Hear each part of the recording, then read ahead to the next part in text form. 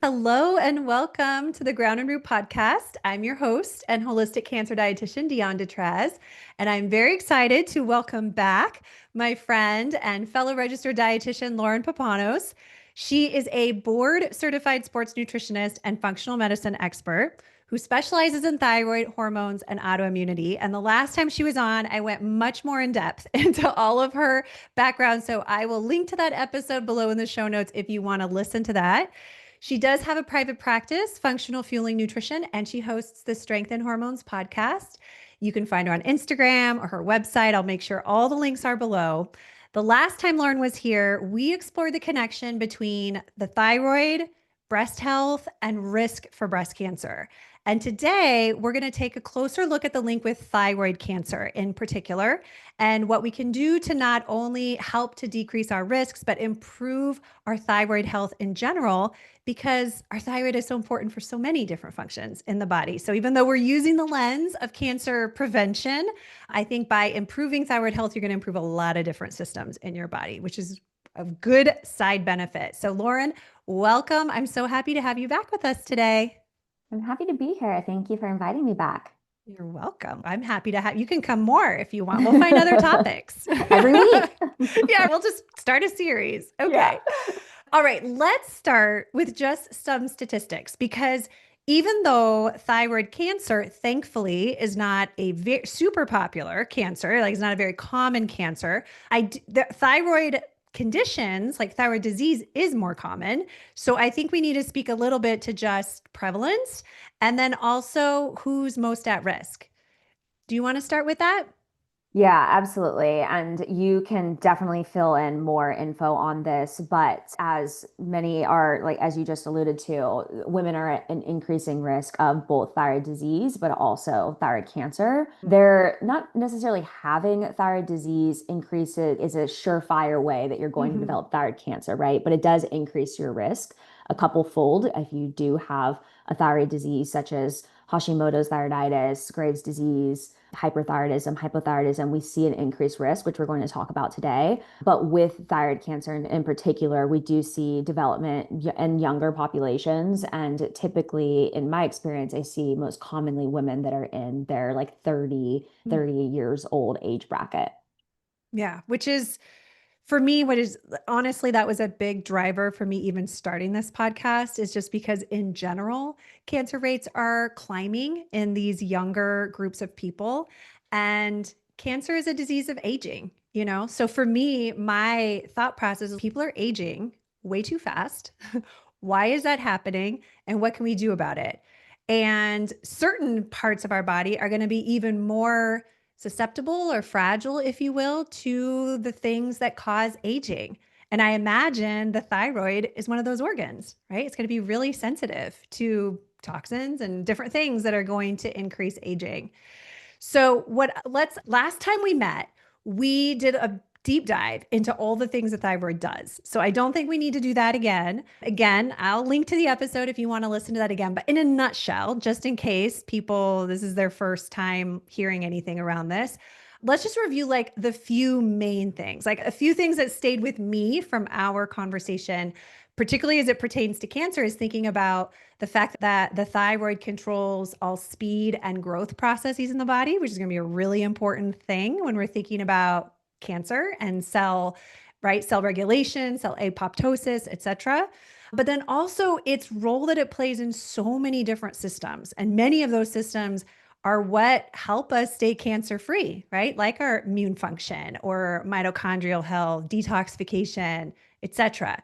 Is there any other kind of overarching things that you want to just mention just to make sure that we're all on the same page around like what the thyroid's doing and why we need to take it seriously? Yeah, you hit the nail right on the head. The thyroid's main role is like master regulation of speed in the body. So Mm. any process that is governed by speed, whether it is energy production, converting the food that we eat over into energy, the speed of how quickly food moves through our digestive tract, the speed of hair growth, nail growth, the speed of conception, the ability Mm, to be fertile, reproduction. These are all processes that are governed by the thyroid. And, there's only so much capacity that our body has to be able to work around the thyroid because it plays such an important role. We have thyroid receptors all over our body. But I think one that is really critical to this conversation as well is the thyroid's role in detoxification. mm, And many people, forget that in order to detoxify, your body needs energy to be able to do so, right? Or even just as you mentioned, the immune system, in order for our immune system to function optimally and to be surveilling things as it should,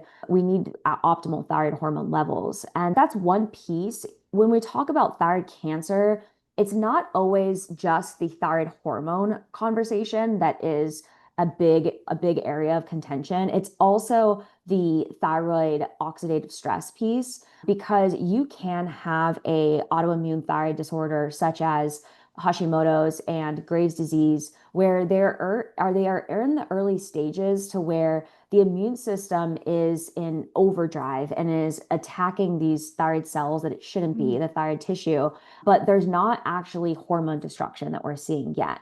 So yes, the thyroid hormones play an important role in the speed process, but outside of that, when we think about thyroid autoimmunity in the early stages, we also have to think about how things are being regulated by the immune system and how that then is impacting other processes. Okay, that's really good to know. Maybe that actually would be a good segue for us to even talk about how would you even first know that something might be amiss or wrong with the thyroid? And as we talked about last time too, these aren't even necessarily markers that are always getting checked on just annual lab work, let's say. So how would you what should we be searching for? Like what should we be looking for to give us a clue that something is starting to go amiss in our with our thyroid? Yeah, so the most common way to develop thyroid dysfunction is through autoimmune processes. The hard part with autoimmunity is that it's very silent, right? A lot of Mm-hmm. times, especially with the thyroid, we don't know that there's any thyroid autoimmunity happening until it gets to the point where it's in the later stages where now you are seeing the hormone imbalances occur. So in the early stages of conditions like Hashimoto's and Graves', many people are asymptomatic. So that's where prevention and having the right baseline testing, where we're always screening for are there thyroid antibodies at play and is there dysfunction happening in the immune system is really key. So there's things that we know that can prevent autoimmunity. Obviously, one is genetics, but unfortunately, we can't really change our genetics. But if you have a family risk factor of any autoimmune disease, that would clue me in that there's probably a reason to continue to screen for all autoimmunity. And you could just start with something as simple as like an ANA test, anti-nuclear antibodies, which is a non-specific test that tells us is there autoimmunity at play. It's not perfect. Sometimes there's false positives, sometimes there's false negatives, but it could be a great starting place that could then lead you down the other rabbit holes of where to look further. But also, you could even just test a full thyroid panel that includes thyroid antibodies. Maybe it's once a year whenever you do your annual labs so that you can gain some insight into making sure that nothing has become dysregulated. So that would really be the early stages where a lot of times people are asymptomatic. Once we start to get into the later stages of the thyroid autoimmunity, where the thyroid cells are starting to be destroyed, and so we're starting to see these imbalances in thyroid hormone levels, then that's when you can start to notice more symptoms physically. That's where typically individuals will notice things like nodules, because with nodules, what's happening is that because there's low levels of free thyroid hormones like free T3, your brain is then sending more TSH downstream to your thyroid to then stimulate more T4 and then ultimately T3 production. And so it's that increased like stimulation. Almost think of it as if you were overworking a muscle. What would happen, right? That muscle would hypertrophy and it would grow. Same thing with the thyroid nodules is that if we continue to stimulate more of that TSH, those nodules continue to grow. And then that becomes apparent in the neck where people notice nodules. I don't know if any of your listeners watch the show that is with Tarek Musala, I want to say his name is, but it's a home design show and Flipper Flop was the name of it. Mm. And there was a viewer who actually noticed that he had a nodule on his neck on the show. And that's what actually, and then contacted him to let him know. And that was actually how he found thyroid cancer, was just because this viewer noticed the nodule. He had no other like symptoms that were apparent. So Oh, a wow. nodule can be like a great way to gain some insight that there could be something going amiss within the thyroid. Outside of that, there's other symptoms such as any slowing of those areas that are regulated by speed. So if you're having irregular cycles or you're struggling to conceive, if you are having hair loss, especially difficulty with the hair regrowth process after that, poor nail growth, dry skin, constipation, or really bad bloating, fatigue, brain fog, these are all symptoms that your thyroid is probably functioning low. On the Mhm. hyper side of things, a lot of individuals, the first thing they know is fast heartbeats, difficulty sleeping, anxiety. But that could also happen with individuals that are hypo, but that are being over medicated. And that's typically in the later stages once you already know that you have a thyroid disorder. So those are just some clues that can give you some insight. I know that they are generic sounding, and I feel like most people probably deal with some level of bloating or constipation and fatigue, right? But those collectively, if you're seeing multiple symptoms in those various different areas that I mentioned, that might help clue you in more that there could be some thyroid issues at play. Okay. And would that include weight as well, like difficulty losing weight or vice versa, even like Mhm. losing weight and having a hard time gaining? Could those be signs as well? Yeah, absolutely. Okay. All right. So I think that's helpful in just giving us some baseline knowledge for people who weren't sure about that. Now, again, the last time we met, we spoke quite a bit about the different lab values that we could be monitoring. And you have a great decoder guide too. I'll make sure that's linked to below in our show notes so that you have a sense, so our listeners have a sense of what the full panel of thyroid hormones that would be helpful beyond just TSH, which may be there. Or maybe if you ask for it, it'll be there, but not all the others that are equally important. Besides that grouping of thyroid numbers or values, what else do you think would be important for us to monitor that could give us clues that something might be amiss?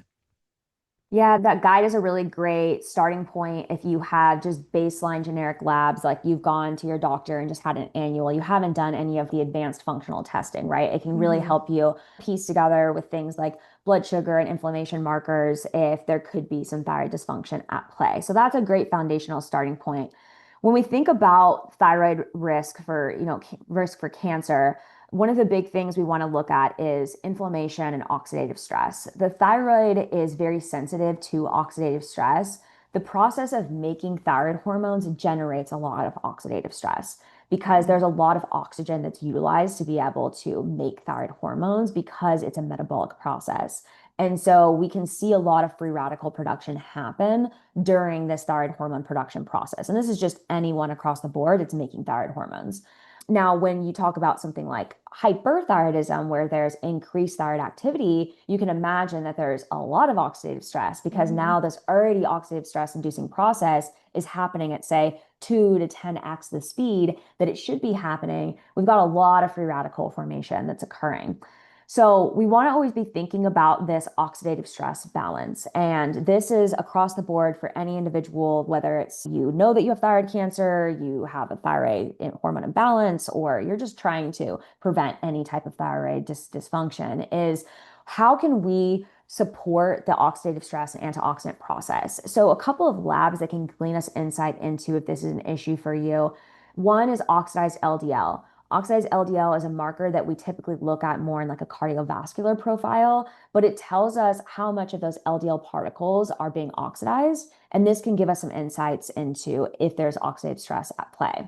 There's also a urine metabolite that we call 8-hydroxy DG, and that is also a metabolite marker of oxidative stress that can also be utilized to be able to help with that. It's something that's incorporated in if you've ever had an organic acids urine test or a Dutch hormone test, they incorporate that marker into the urine testing. And then we can look at generic inflammation markers. So, for example, like high sensitive C-reactive protein. This is an assay of different interleukins that tells us if there is uncontrolled inflammation underlying, and that could clue us in to some things. I also like to look at CBC, just a generic like CBC with Mhm. platelet differential, because if we're seeing that there's any like active elevated eosinophils, or if we're seeing that there's low levels of white blood cells, this could tell us that the immune system is really fatigued, and this might give us some insights into kind of where to go more specifically within the inflammation panel. There also Okay. is something that's a little bit more of an advanced step up from that that I run from time to time that's called a lymphocyte map. And this is really great for individuals that know they have autoimmunity because it tells us really a map of all of lymphocytic activity. So we can see insights into things like T helper cells, regulatory T cells, natural killer cells. These are all things that are influenced by thyroid activity because if there is something like, say, Hashimoto's at play, then we know that there's already more of this skewing here where we're seeing more Th1 and Th2 dominance, and we're seeing less natural killer cells. We don't have enough natural killer cells. That decreases immune surveillance of cancer cells and things. Mhm. So it can help us understand a little bit more about what's happening more specifically within the immune system. And then finally, I would say is just overall antioxidant status. So with oxidative stress, it's always about, is there enough antioxidant pool to be able to combat these free radicals that are being generated? So looking at our key antioxidants, like testing things such as glutathione, vitamin C levels, vitamin E, vitamin A. These are all important antioxidants that can help us understand if the body is depleted. And if we're eating a lot of these foods and we see that these antioxidants come back low, it might mean that the immune system is using up a lot of those Mhm. antioxidants trying to fight against this free radical damage that's occurring. Yeah, that's a really great point. Because, right, it might not necessarily mean that you're not eating enough of those foods. It's just that your needs, the demand is such that you need even more, which then, of course, helps us go backwards to be why is there such a high demand? Yeah, I love that. With those antioxidant markers, are those ones that you would still run via blood, or are those going to be better with urine testing, or what would you suggest for those? I prefer blood for them, and you want to make sure that when you're doing it, that you're doing a whole blood analysis so that you Hmm. can have it separated between serum and cell. Hmm. If you just go to somewhere like a generic hospital-based lab, like in the US, we have LabCorp and Quest, they're just testing serum. And while that's helpful to some degree, that's literally only telling you what was in your blood that day of testing. Whereas when we do the whole blood and we can see the cellular levels at the same time, that actually tells us more so what's in the white blood cell or what's in the red blood cell, but most of these are done within the white blood cell. And that can give us more insights into what's happening within the immune system, where the body's using up all of those nutrients. Okay. I think that's an important differentiation, right? Because you could just ask your doctor, would you run some of these for me? And maybe they would, depends on the doctor, but that's not necessarily giving you the full picture if it's just this kind of standard serum blood panel, right? Yeah, So, it's basically just saying, yes, you're eating and supplementing enough, but it's not telling us right. what's in storage, which is where the depletion happens first. Yeah. Okay. Perfect.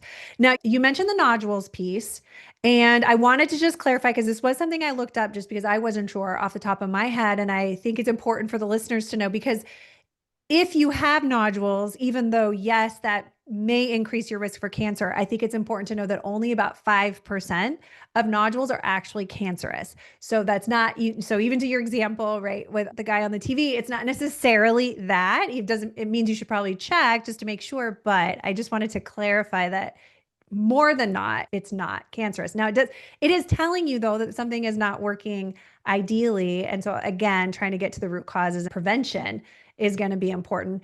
What about when there's the nodules, but then there's also just like when the thyroid gets overgrown in general, right? And that's called a goiter, I believe. So tell us more about that. Yeah, there are similar responses that are happening where there's that increased stimulation. So it's that brain that in the pituitary gland, there's a stimulating hormone that tells our thyroid to make more hormones. And so when the thyroid isn't responding, then the brain keeps sending more of that stimulatory hormone. And then that's what causes more of this like growth process to happen.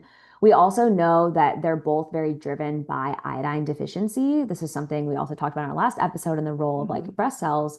But with the iodine, it's a very key piece to the thyroid because we use it to be able to make thyroid hormones.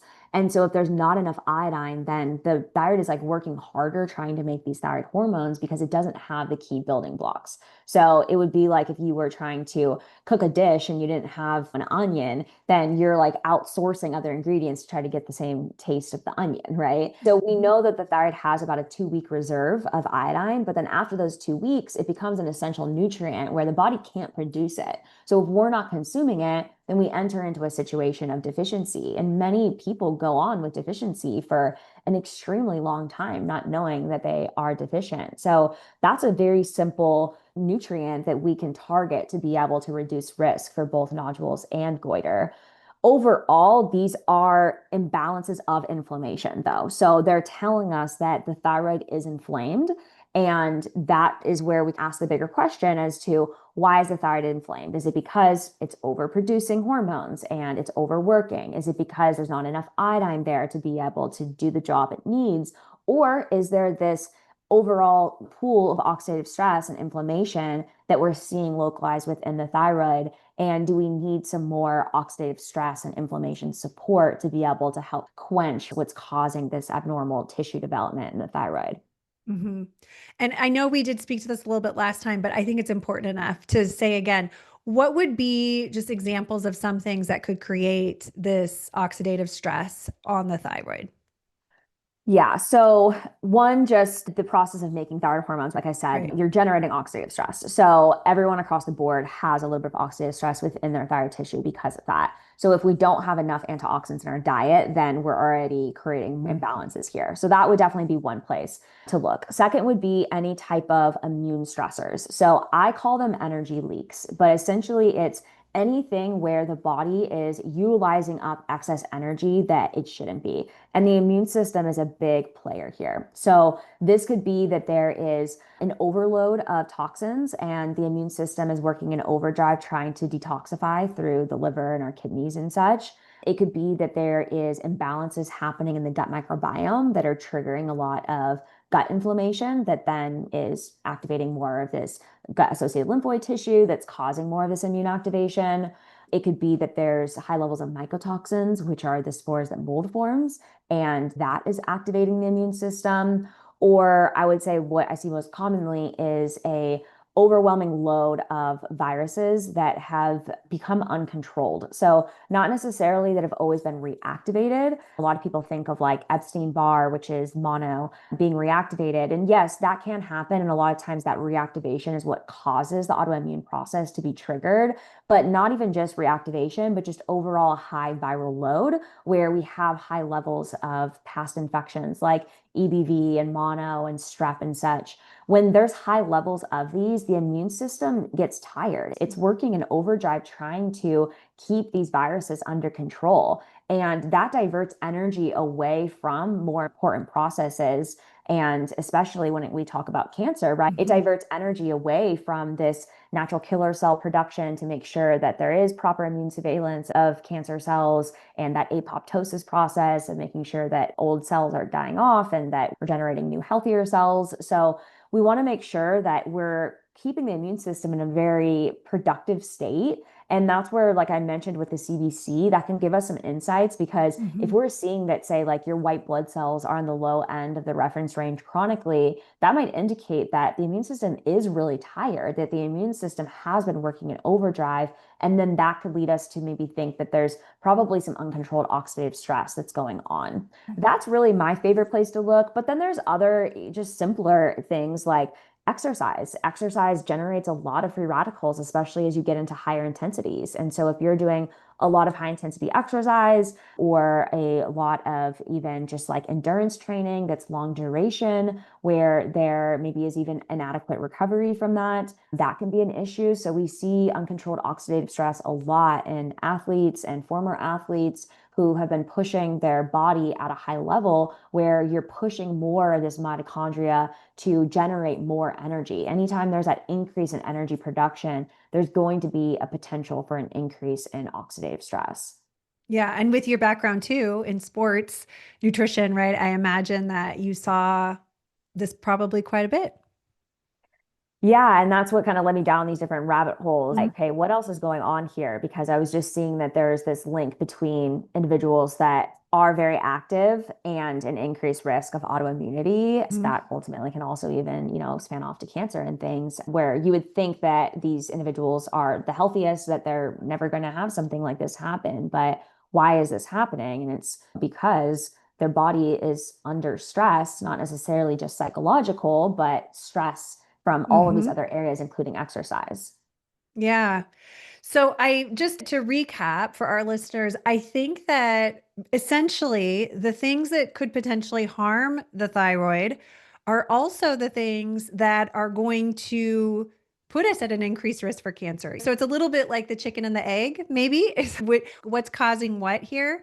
But everything that you just said, Lauren, also correlates with when we think about enhancing cancer prevention. It's the same, right? Like reducing oxidative load and supporting detoxification and optimizing immune function. And I think it's important for you to hear from this episode that the thyroid is a major player in all of those things. So as we're trying to enhance each of those systems to keep you healthy and to help you live a long and healthy life, the health of the thyroid also has to be part of that picture. And it's going to be really important that we're monitoring, that we're screening, like we've talked about, and that we're doing what we can to figure out what underlying stressors might be there that are creating burden, we'll say, on the system.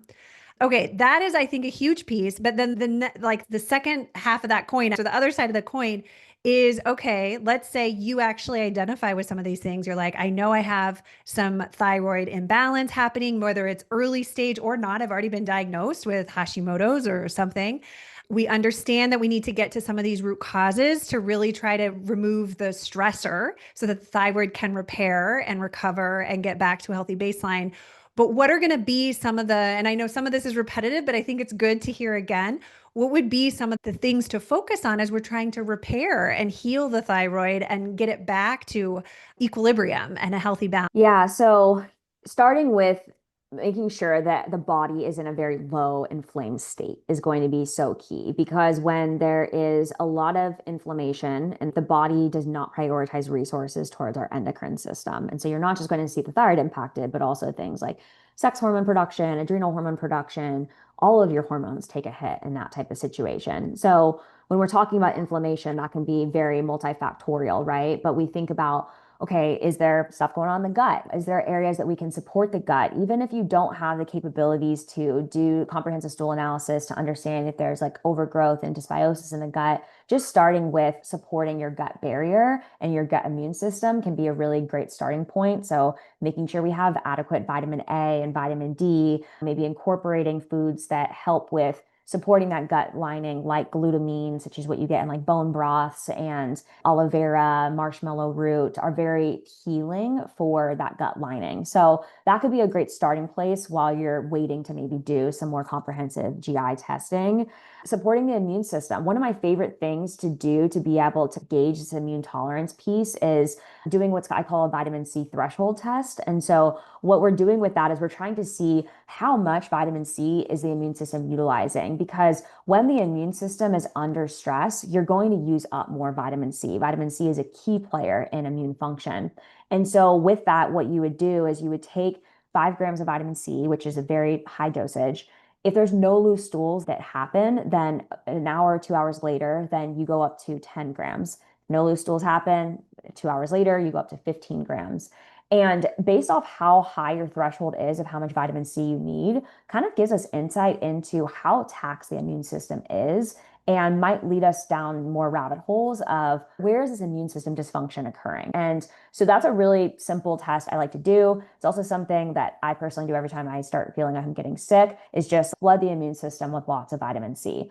And vitamin C is also an antioxidant, so it really is helpful for this oxidative stress piece. We can, of course, incorporate other antioxidants in there like selenium, which you get in Brazil nuts, glutathione, anything that's rich in sulfur helps us make more glutathione. Selenium also helps with glutathione production. Vitamin E, such as what you get in like olive oil, vitamin A, which is what you get mainly in liver and organ meats. These are great ways to get more of these antioxidants in the mix that are going to help protect our thyroid. And then once we've addressed that inflammation, then that's where we look at making sure that we have enough of the iodine to be able to help with that thyroid hormone production.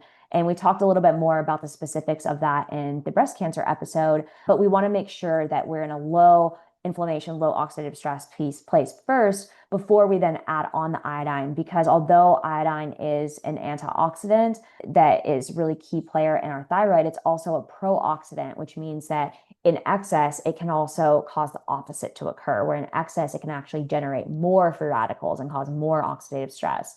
So it's always wise to work with a practitioner anytime you're going to look at supplementing with therapeutic dosages of iodine. But I recommend that even if you're going to eat really concentrated iodine sources, that you start with the antioxidants and inflammation support first, because iodine, you don't need very much of it. So it's very easy to overeat things like kelp and seaweed and such. It's not to scare anyone away from eating those. If you're eating them in small amounts, that's fine. But if we have a true iodine deficiency and we're looking at replenishing that deficiency, we're going to need much higher dosages. And I would recommend doing all of the oxidative stress and inflammation support first.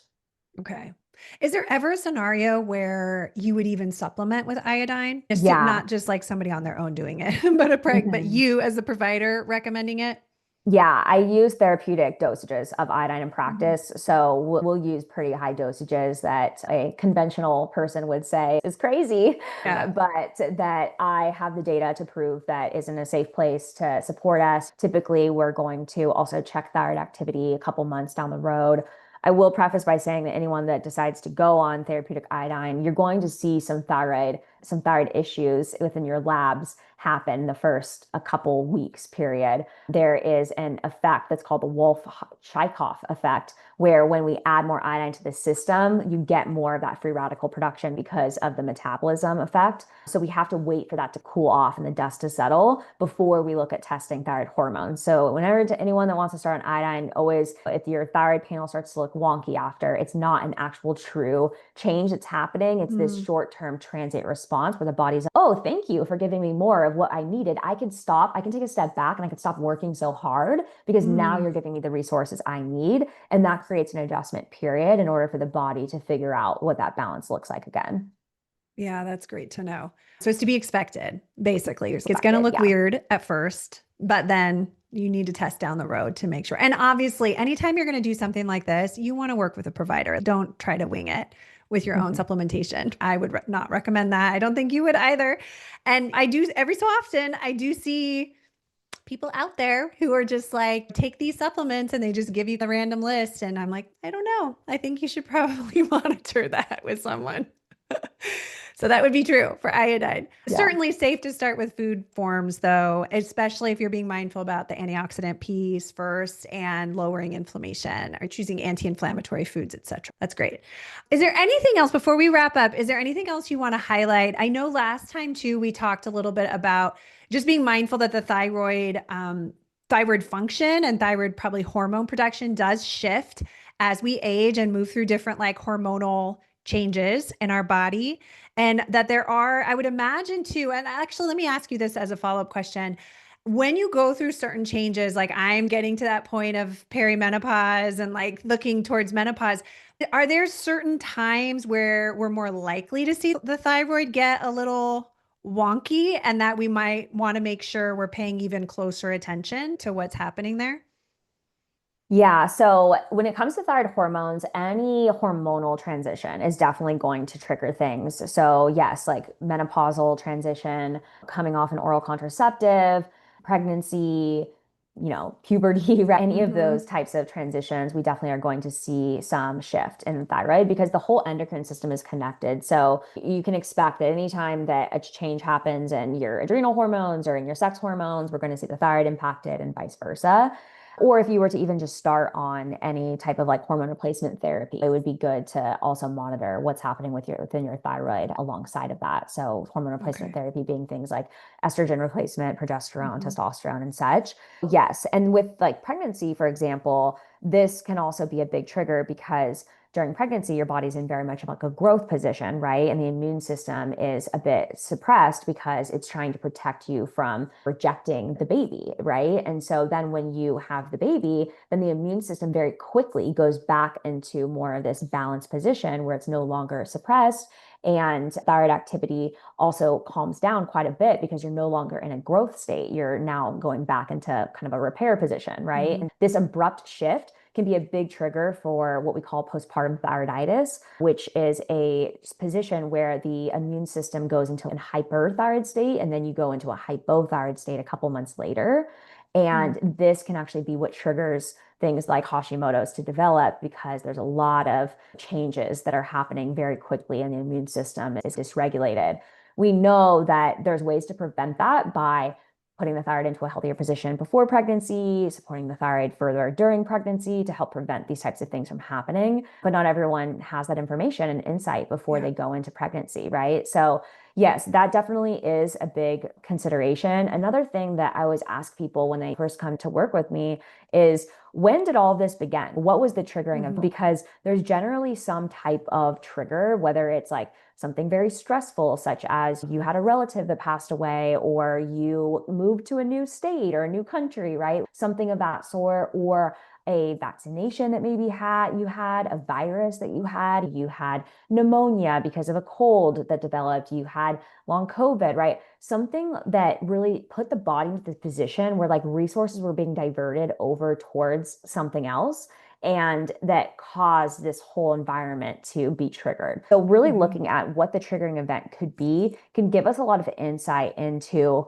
what's the potential root cause that we really need to address first and foremost to then put the thyroid into a more controlled position. Yeah. I mean, there is so much overlap there with cancer too, that there is often, even though it's maybe not always as obvious, but I really think, and I don't know if you've come across this as well too, but I feel like the more I research the functional side of cancer, the more it is also in alignment with autoimmune stuff. To me, I feel Oh, like they're yeah. just two sides of the same coin of what's driving one is also driving the other. And of course, the interplay between the two, which is, I don't think it's a coincidence that people with certain autoimmune diseases have increased risks for certain cancers. There's a lot of the same reasons why. And whether that develops an autoimmunity in one person versus cancer in another, I think the drivers could be very similar. Very similar. And that's part of what is like my passion and my work. But it sometimes frustrates me because I think a lot of individuals that have autoimmunity, they a lot of times are asymptomatic. And so there's nothing to do about it, right? I have this autoimmune disease. There's nothing I can do. I'm just going to continue to go about my day. And I have so much passion for individuals understanding that when you have an autoimmune disease, there's information that the body is telling us. There's underlying imbalances. And Mhm. if we let the autoimmune process continue to go unmanaged, yes, your risk for things like cancer significantly increases. So if we know that there's already an autoimmune disease and none of us want to develop cancer, then in order for us to prevent it, we have to address the root causes of what triggered the autoimmune disease because that is Yeah. within the immune system. And if we can calm down the immune system, when you have an autoimmune disease, the immune system is in a hyperactive state. And only for so long can the body do that. Mhm. Eventually, when the body's overworking for so long, it gets tired, just like all of us Mhm. do from overworking. And so when the immune system becomes tired, then that's when we start to see like these natural killer cells are not working as they should. This immune surveillance is not happening as it should. And then the risk of abnormal cell growth starts to proliferate. So, yeah, I think that addressing the key underlying cause of autoimmunity as soon as we can once the autoimmune process develops is a key player in reducing cancer risk. 100%. 100%. This is why I wanted you on the show. Because I was like, there's so much overlap here. Yeah. And I don't think that it's necessarily talked about enough that there's, oh wow, these are actually like two very similar paths. And there's a lot of people living with autoimmune in different forms, not just thyroid based, but like a lot of different types of autoimmune conditions that I just want this to be on the radar rather than, okay, this is what I have and I'm going to live with it. That it's really worth, like you said, diving deeper into trying to understand why and reversing it, improving it so that you protect your long-term health as well. Yeah. Absolutely. All right. I know last time we talked about some of the different ways that people can connect with you, and I will make sure that we link to those things again because it's all still very relevant. So all those same resources are still going to be very helpful, even if it's not breast cancer specific that you're interested in, if it's thyroid cancer, even just thyroid health in general, you know that you have some imbalance there or maybe some actual disease or autoimmunity that needs to be a foundation. Like I would say we work on that first because as you work on that, you're going to improve all the other systems of cancer prevention and protection as well. So it's not either or, it's going to help everything, which is great. Can you just refresh us on what are those resources? And then I'll make sure that we have links to them in the show notes.